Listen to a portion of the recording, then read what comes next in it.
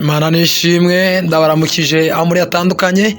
Uyu ni umunsi mwiza kandi Imana duhaye, turi kwa gatatu ni tariki 5 z'ukwezi kwa kabiri. Rero Imana ishimwe. Hanyuma uyu munsi turi ku munsi wacu wa 322 wa commanding your day. Rero Imana ishimwe, haleluya. Hanyuma uyu munsi turi ku munsi narimvuze ngo 322 niko narimvuze. Hanyuma uyu munsi turasoma muri Zaburi ni bice 98, turasoma umurongo wa 6 n'uwa 7. Reka rero dusoma. Birambwira ngo muvugirize impundu imbere y'umwami Uwiteka n'impanda n'ijwi gihembe. Haleluya. 7 bakambwira ngo inyanja ihorerane ibiyuzuye n'isi n'abayirimo bose. Amen. Haleluya.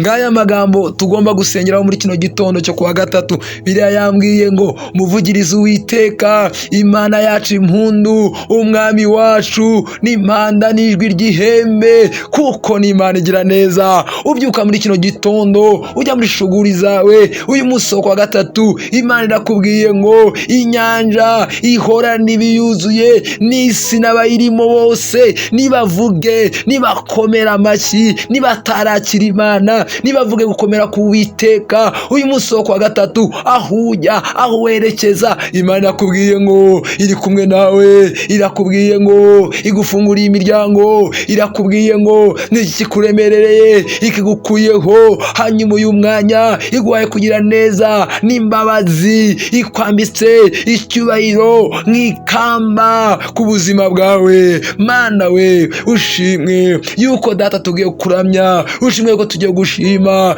Dawidi yaravuze ngo barambwiye ngo njye mu nzu y'Uwiteka byonyine biranshimisha, numva ndanezerewe, numva nguwe neza. My God, twebwe turishimye, twebwe tuguwe neza kumva ko tugomba kujya mu nzu yawe. Nuhimbazwe, nushyirwe hejuru uhereye none ukaziteka ryose mu izina rya Yesu. Amen. Imana kugire neza, umunsi wa gatatu urinze, hanyuma kugire neza ibigukomeye ibikuyeho. Hanyuma haguruka tumushime, tumunezererwe mu izina rya Yesu. Amen.